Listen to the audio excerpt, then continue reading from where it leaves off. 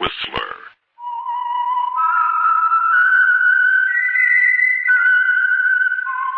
Presented by the United States Air Forces in Europe.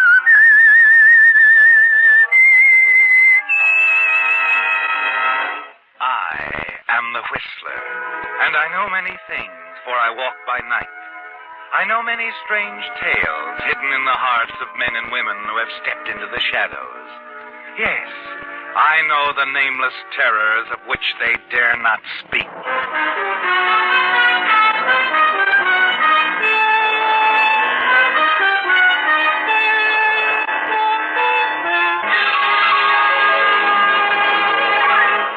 The Whistler will continue in just a moment. The Whistler's Strange Story. Song Team.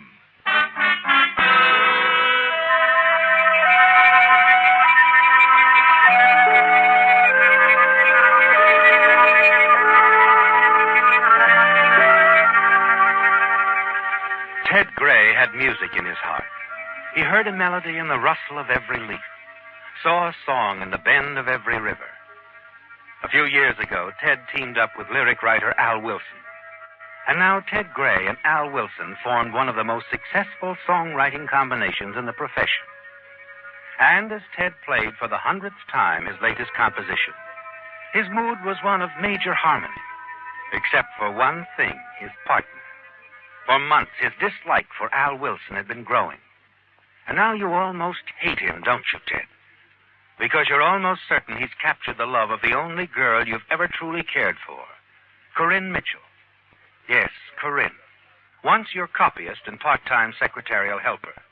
Now the head of her own publicity bureau. That's probably Al now, isn't it, Ted? Oh, hiya, Ted. Sorry I'm late. You're always late. Did you finish the lyrics? Yep, all but a couple of lines. You've been playing around with them for 3 weeks. Well, I know, but you've knocked out a great tune this time, kid. And I want to be sure the lyrics are just as good as the tune. That'd be a novelty. I don't know. You've done all right with me. Look, I know a couple of composers who have done just as well and paid a lot less. You're getting 50% of the royalties. Eddie Regan gets only 20% for the lyrics he writes for Joe Winslow's tunes. All right, then why don't you get Eddie Regan to write your lyrics? He's under contract to Winslow. Oh, is that so? Well, we got a contract, too, 50-50, remember? And it's that or nothing. But any time you want to call the whole thing off, all you have to do is say so. And incidentally, your mentioning our contract reminds me of a change that I want. What kind of change? That clause that if one of us dies, the other gets complete ownership of all our songs. How come you want that change all of a sudden? Neither one of us has any near relatives. Nobody close enough to leave anything to. Well, I expect to have a near relative soon. A very near relative. A wife. Who's the lucky girl? Corinne? Corinne? Yes, Corinne. You're engaged? Well, not yet, but I'm going to ask her as soon as I see her. And you think she'll say yes? Yeah, I think so. Oh, you slay me, Al. What's so funny? I got news for you. Corinne's going to marry me. Well, that's funny. She didn't say anything to me about it last night before she left for Seattle. Not so funny. I asked her not to say anything until we got our new song, Front Porch, rolling. Oh, well, I'll believe that when she tells me. She'll tell you, Al. She'll have a chance when she gets back. That's all right with me. Meantime, how about finishing those lyrics? With Corinne out of town, there's nothing to distract you. And Roberta Lynn promised she'd record it in time to get it on Peter Potter's Jukebox Jury program. That is, if we finish it in the next couple of days. Okay, Ted. I'll try to finish it. I wish you would.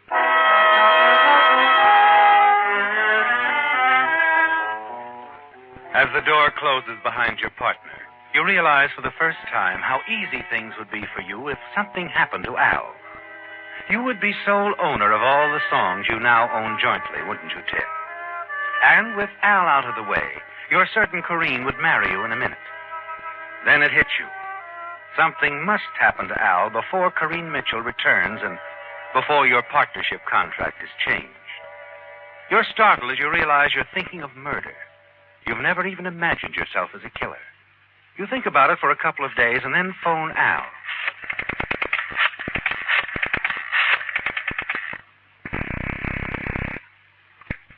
Hello? Al, it's Ted. Oh. How you coming on Front Porch? I think I'll finish it tomorrow. Only need a couple of lines. I'm going to stick here all day if I have to. Won't even answer the phone. That's a good idea. Well, let's see. Tomorrow's Friday. I'll take it out to Lou late tomorrow afternoon. He'll get the lead sheet out Saturday morning. That'll give Roberta 4 days to get it in shape before her recording date. Oh, that's plenty of time. I think I'll have it tomorrow, Ted. Up to it, kid. Phone me when it's finished.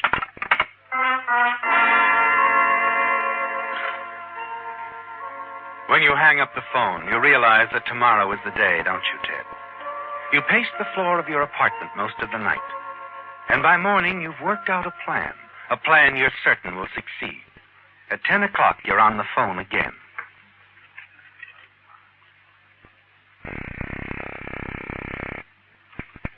Mid-Central Publishing. Hi, Gracie. Ted Gray. Oh, hello, Ted. Is the boss in? Not yet.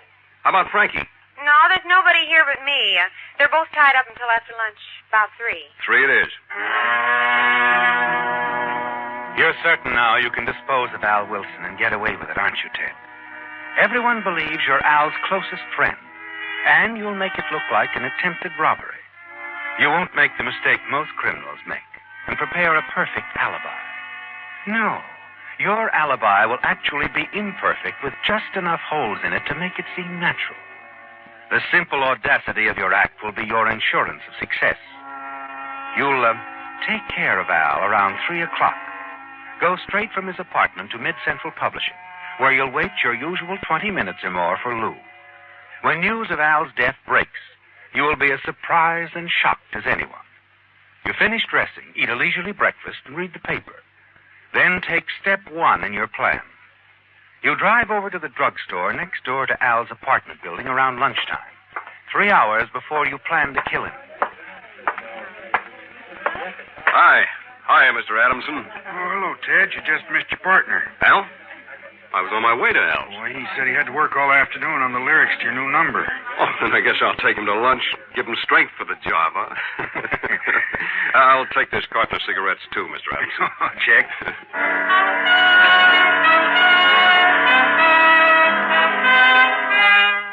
Now, Ted, you have at least one reputable witness who will testify you were on the way to Al's place to take him to lunch. You leave the drugstore, and in case the druggist is watching, you enter Al's apartment building. Walk through the downstairs hallway to the rear entrance. You hurry down the alleyway to the boulevard where you've parked your car, and drive aimlessly for an hour or so, and then return to your own apartment building, where you make certain another reputable witness will be able to testify that you were at home after your midday visit to Al. Come in. Good afternoon, Mr. Gray. Hello, Miss Carter. I was wondering if you might have a larger apartment vacant, one with an extra bedroom. Now, we'll have on the first of the month. You have some friends? No, Al and I thought we might get more work done if we lived in the same place. I just had lunch with him. Oh, this will be perfect for you two gentlemen. I can't show it to you right now, but... Oh, that's all right. I'd want Al to see it anyway. Besides, I got a little copying to do, and then I got to get out to Mid-Central Publishing. I just want to make sure you had one. We'll take a look on Sunday. Your plans are complete, aren't they, Ted?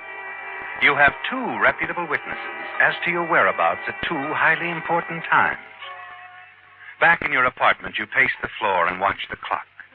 Finally, the minute arrives, and at 10 minutes before 3, you walk down the alleyway in the rear of Al's apartment building and hurry upstairs to the 2nd floor. Oh, hello, Ted. Come on in. How are you coming on those lines? I got 'em. Good. Let's hear 'em. Hey, y'all listen to this. Sure, it's useless to sigh, and it's foolish to grieve. Cause what good are words that your heart won't believe? Hey, you like 'em? Yeah, I like 'em fine. I figured you would. Corinne was... I don't want to talk about Corinne now. But Corinne was... I said I didn't want to talk about Corinne. What's the matter with you, Ted? What are you... No, Ted. No. Wait a minute. It's done, isn't it, Ted? And you're sure you made it look like a fatal assault during an attempted robbery.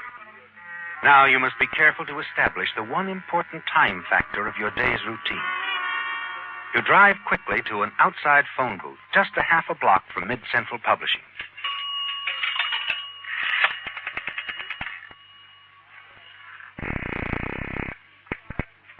Operator, Police headquarters, please. just a moment.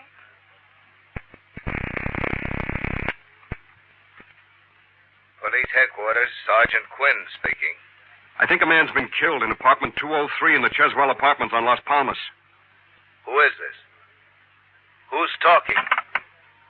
That's something you'll never know, Sergeant.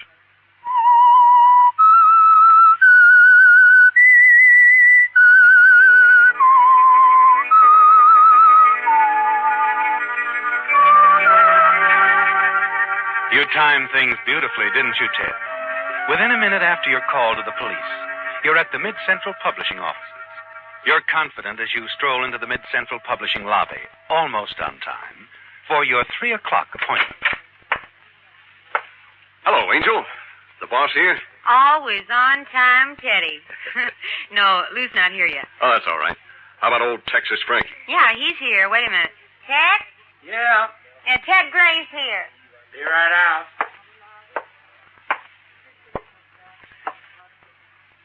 Hi, Ted. Hiya, boy. What you got? Another moneymaker for Mid-Central. Get out a lead sheet on it right away, will you, Frankie? Sure. You know those 2 lines Al was having so much trouble with? Yep. I put him in myself. I saw him just before lunch, and he was still having trouble, so I knocked him out myself. You? Yeah, me. So, I'll pick up the lead sheets tomorrow, huh? Okay. You want it on the phone, Ted. Hurry. Okay. Why all the excitement? It's the police department. Come on. Okay. Take it easy. I haven't robbed any banks. It's about Al. Al? What's the matter with him? Oh, I don't know, but the officer found out you were Al's partner, and he wanted to know if you were here. Maybe he's had an accident. No, not Al. He's too careful. Hello? Yes? Yeah. What? Well, he couldn't be. Murdered.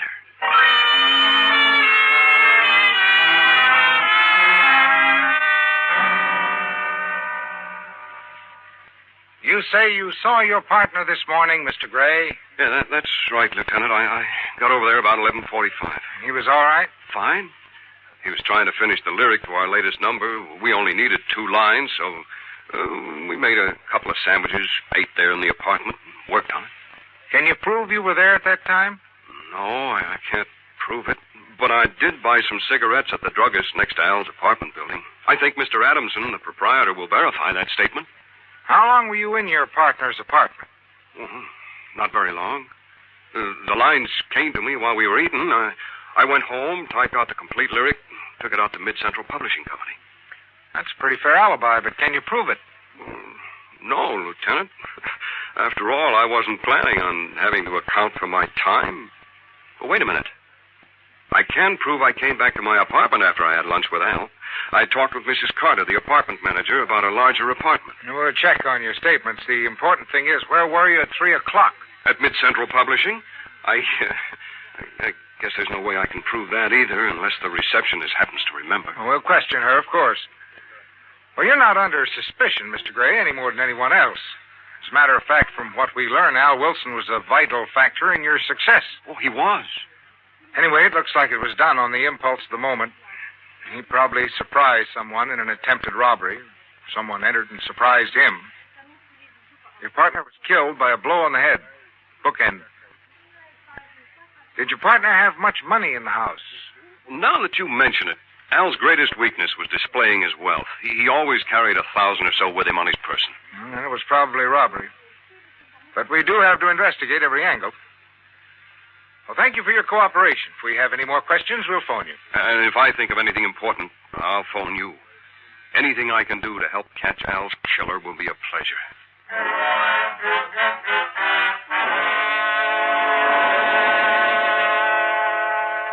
You return to your apartment, certain you're beyond the slightest suspicion. Next day, you phone Mid-Central Publishing, learn that the police have double-checked your statements, and smile when you realize that Gracie, the absent-minded little receptionist, has verified your statement that you were at Mid-Central Publishing at the time Al Wilson was killed, just as you thought she would. 2 days later, you receive a shock. You phone Corinne's office, learn she returned from Seattle the morning Al was killed, that she tried to phone you and then left for San Diego the same evening. You get her San Diego address and send her a telegram. Tell her to be sure and be back in time to attend the Jukebox Jury radio program, when Roberta's recording of Front Porch will be presented to the public for the first time. Corinne agrees. And a few days later, you're both sitting in the audience at Peter Potter's Jukebox Jury radio program. You know, Ted, it seems... Well, I don't know. It was only last week that Al... No, don't think about it, honey. Al and I both promised Roberta she could have it the minute we finished it. He wouldn't have had it any other way, believe me. No, I suppose not. Look, Corinne, Al was the closest friend I ever had. We both agreed that if anything ever happened to either of us, the other one would go right ahead. I know. Sure you do. Naturally, you feel low, honey, being in love with Al? No, Ted. I was fond of Al, but... Well, I'm surprised you thought that. I thought you knew how I felt. You mean you love me, Corinne? Let's talk about it some other time. Oh, but I... Please, Ted. Of course, honey, only... Well, you've made me happier than I've ever been. Ted. Yes? When did you tell me you finished that lyric? Just after lunch, the day Al was killed. The lines just came to me. Sure, it's useless to sigh and it's foolish to grieve, 'cause what good are words that your heart won't believe? Can you imagine Al spending a week on a line like that? You did this right after you had lunch with him. Yeah, here's the original typewritten copy. Got it back from the publisher a couple of days ago. He sent Roberta a lead sheet a few days ago. Ted, I... Listen to me a minute. We'll talk later, honey. You're all excited now, and so am I. Look, you stay here. Catch things from out front. I'm going backstage and see Roberta for a minute before the show starts. Do you mind? No, Ted, I don't mind. Good. I'll be right back, right after the show's over, okay?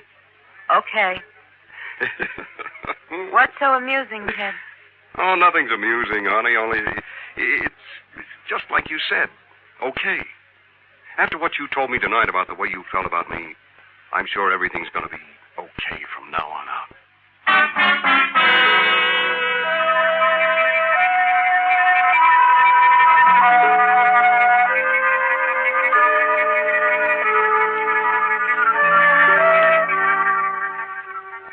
Well, Ted, you're certain you've won, aren't you? You have complete ownership of Front Porch and all the other songs fashioned by you and your late partner, Al Wilson. And you learned just a few moments ago that lovely Corinne Mitchell, the one woman you've ever really loved, feels the same way about you.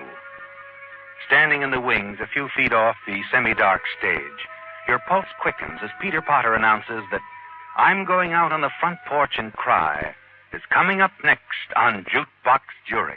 Now, jury, let's weigh the merits of another of America's brand new records. I want you to listen carefully and tell us if you can, will it be a hit or a miss?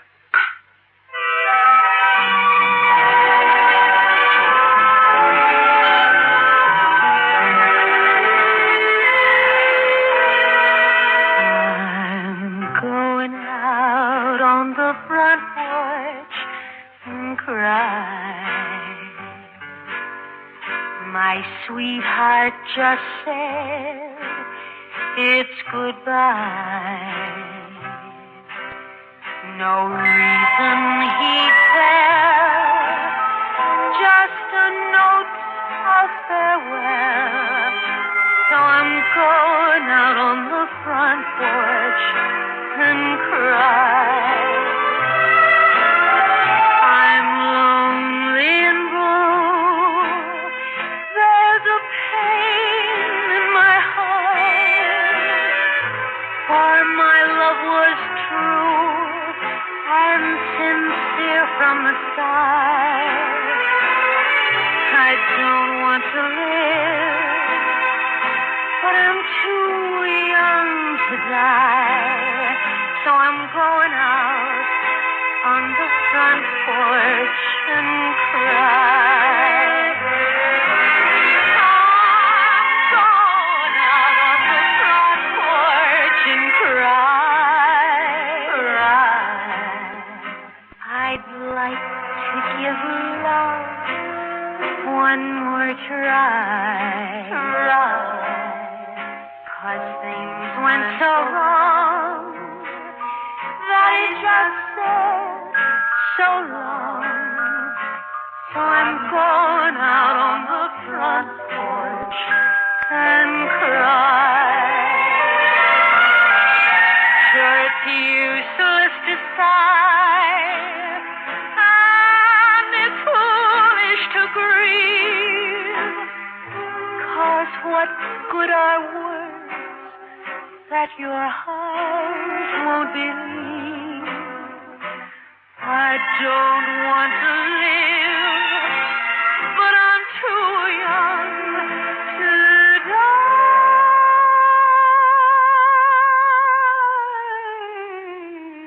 So I'm going out on the front porch and cry.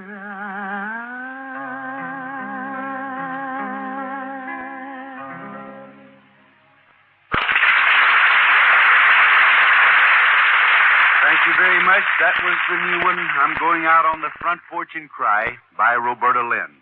Now, I want you to mark your ballots whether you think the record will be a hit or a miss.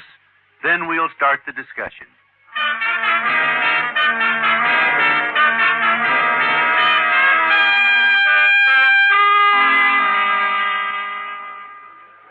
Corinne, Yes, Ted. where you been? I've been looking for you for the last 10 minutes. I went outside for a few minutes. Well, I told you I'd be back as soon as the program was over. Oh, I beg your pardon. I didn't realize you had a friend with you. That's all right. This is Lieutenant Roberts, homicide. Homicide? Well, I knew Roberta was going to slay him tonight, but I didn't think she'd be arrested for it. She won't be. I called the police, Ted, right after Pete finished playing the record. You? But why? Because you killed Al Wilson. Me? Well, you're crazy, Corinne. Al It was... had to be you, Ted. Now, look, Those Corinne. few lines you said you wrote. Sure, it's useless to sigh and it's foolish to grieve. Because what good are words that your heart won't believe? They were the tip-off, Ted. You said a little while ago you wrote those lines right after lunch, the day Al was killed. Well, that's right, I did. You're lying, Ted.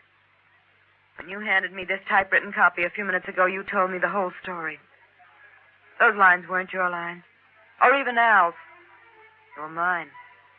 They came to me about 2 o'clock the day Al was killed. More than an hour after you said you saw Al for the last time. I typed it on my portable, and then I took it over to Al. And you did go to Al's apartment. Well, yes, I called you earlier. Couldn't get you, so I drove over to Al's.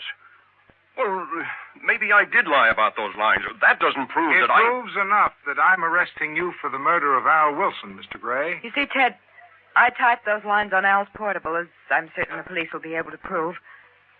I reached Al's apartment about 2:30 and left about 2:45. The coroner says Al was killed around 3. Well, maybe he was.